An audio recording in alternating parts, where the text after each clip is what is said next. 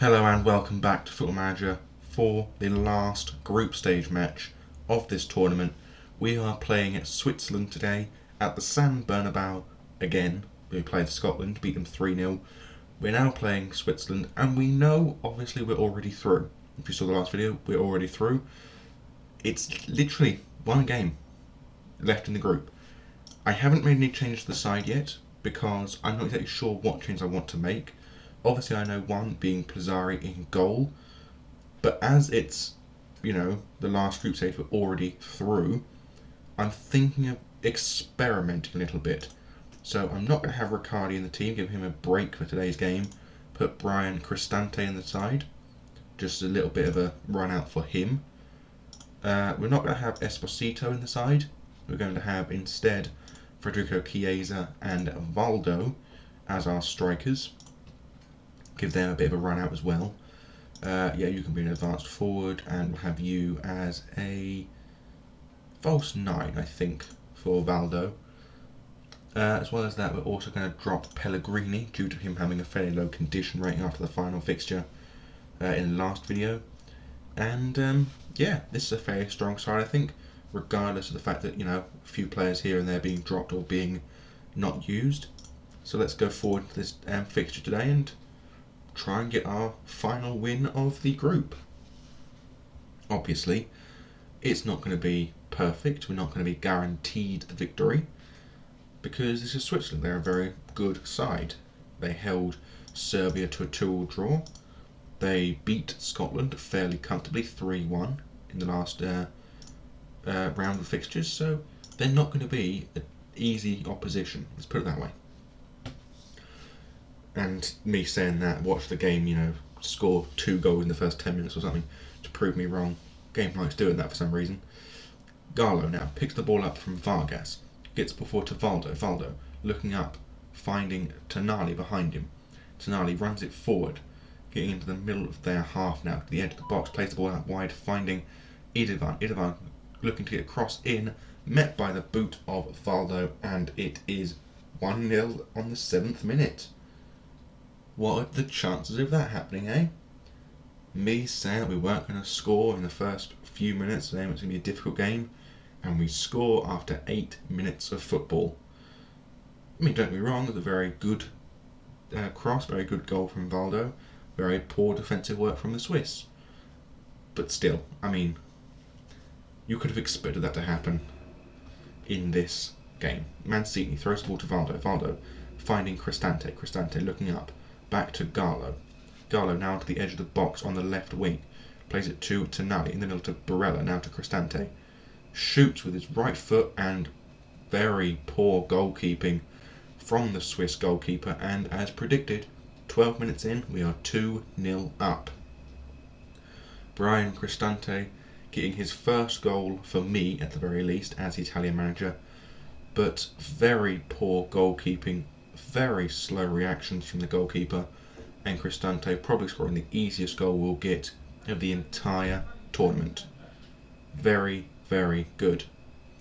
And there's not a lot I need to do really, I think, at this point in time.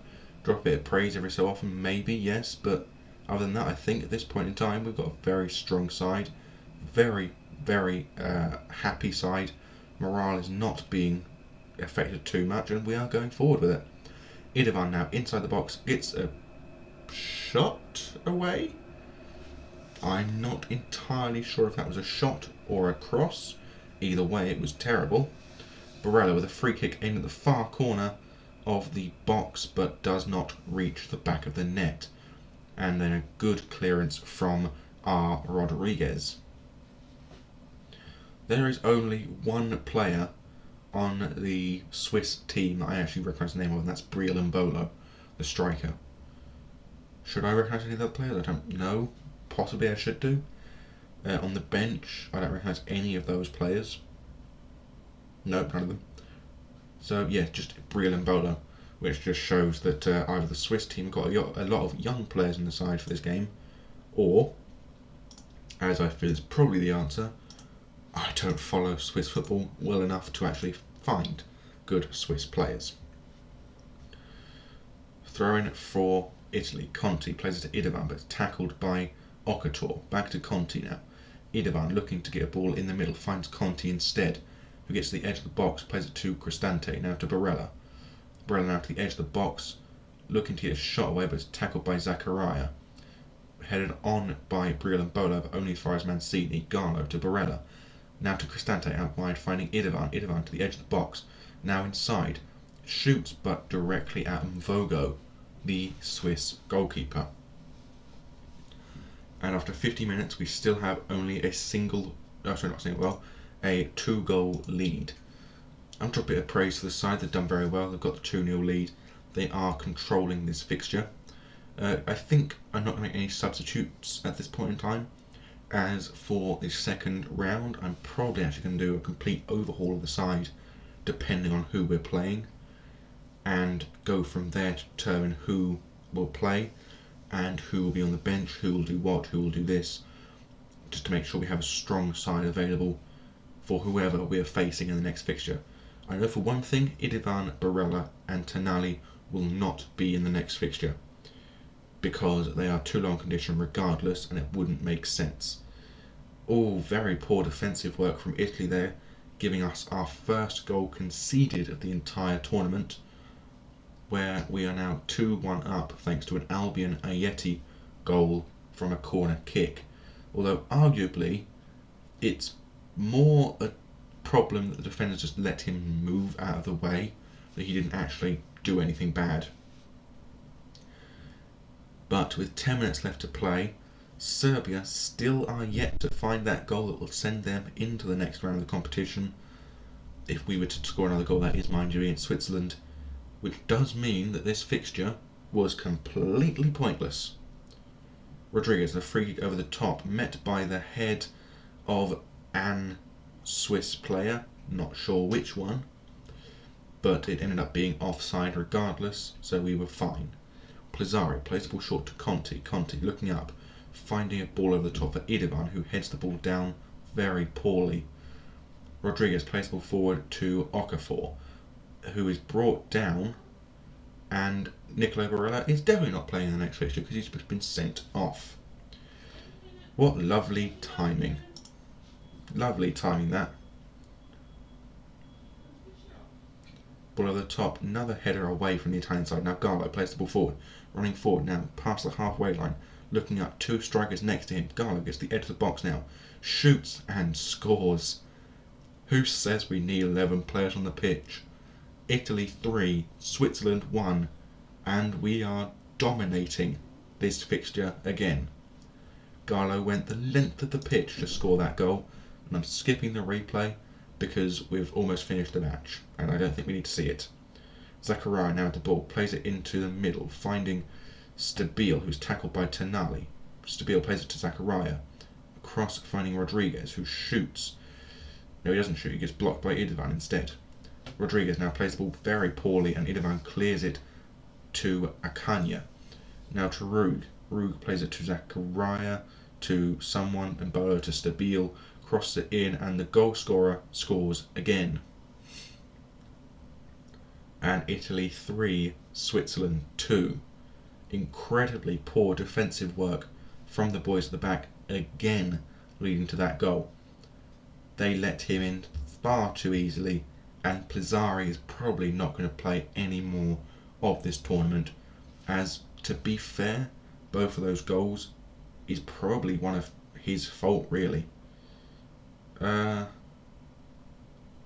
do they show the offside for a back pass when it was the pass forward that would have been the offside one? I'm not too sure. We'll do a team talk. A very nice victory. Obviously, things need to change in the next fixture, which I believe happens on Thursday of this calendar up here. Not too sure. Barella banned for a single match, obviously. I'm not happy about that, of course. But, yeah, we beat them. Beat them well. Serbia did eventually actually win against Scotland, but unfortunately they did not win by enough goals to send them through. So as a result, Serbia have been eliminated from the tournament. And according to this, he had put in a solid display and he looked competent. I wouldn't have said that. He faced 5 and let in 2. That's not good. That's not good. So he will not play in the next fixture, which we still don't know yet. So I'm going to click this button up here so we can find out who we're playing in our next match. Or actually, should I hold off on that and have it as a surprise for the viewers to determine whether or not who we're playing? Although saying that, you'd see it anyway on the thumbnail for the video, as I put the opposition side in every thumbnail now. So you would see who the Italian side is facing, unless I made it completely mysterious by having a question mark as the thumbnail, which to me seems pointless.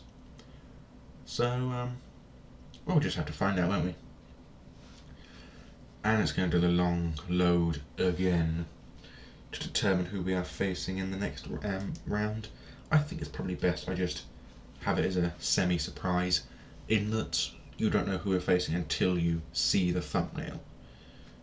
Because at this point in time, I don't think we're actually going to see it, because we are in Group A.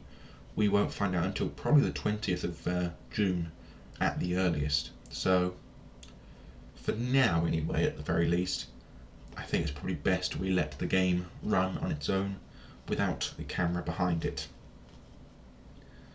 Now, of course, we've already won every game in the group stage. We're on a very good run of football, so we could still position ourselves in a very easy knockout stage opposition, as it's possible that we're playing the team from Group B that finished as runner-up, which, if I'm not mistaken, does not have a difficult team in it other than, I believe, Germany, who I believe are in Group B, but I could be wrong on that one. But if we are playing Germany, of course, it would be good to knock them out and have one less Big Six team in the tournament, of course, as it would be a very simple run to the final if that was the case. As well as that, I think England have been knocked out because they lost to Turkey 2-0 in the last fixture. I didn't notice the fixture beforehand, so they could have won that one, I'm not too sure. But as far as I'm aware, they've lost at least one. As well as that, Portugal and Spain are probably both through from their group, so they're very easily, going to see out the tournament and go from there. What's this? I'm just going to be a Serbian, so I'm not paying the slightest bit of attention. Yes, we'll have a look at every group now. Just to have a quick look at the teams likely to go through. And yes, I was correct. Germany were in Group B, but as you can see, Norway or Slovakia or Romania are our remaining opposition from that one. England did actually manage to win their match against the Czech Republic, and they've got to face Wales in the next fixture. Now, Turkey already through, no question on that one, they're fine. England lose to Wales, then Wales will qualify if they win by enough goals to win by more than the Czech Republic by 2. Now, France and Ukraine have already qualified. Denmark effectively already qualified. They're 3 points clear and 10 goals clear of Albania and Israel. And Israel can't even qualify at this point anyway.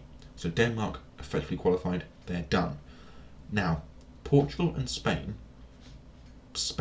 and Portugal drew with each other. Now, of course, as you know, that does mean that Croatia must play Portugal. If Croatia beat Portugal and Spain lose to Hungary, then Croatia will qualify with Portugal and Spain will be eliminated. If Spain do not lose against Hungary, but Croatia still beat Portugal, Portugal will fail to qualify, but Spain will qualify with Croatia. Now, any result other than victory for Portugal will mean they could drop... For Spain, could mean that Spain could drop out if Portugal and Croatia draw and Spain lose by a sufficient number of goals. But of course, this is all mathematical mumbo jumbo, and we won't know, of course, until everyone's played their matches. So, until we play in the quarterfinals, which is, I assume, it doesn't say here, but I assume it's happening fairly soon. The Group Secretary second round is on Saturday the 24th. So, in 5 days' time, I'll come back on video and you will see us play probably Norway. So until then, I bid thee adieu. Goodbye.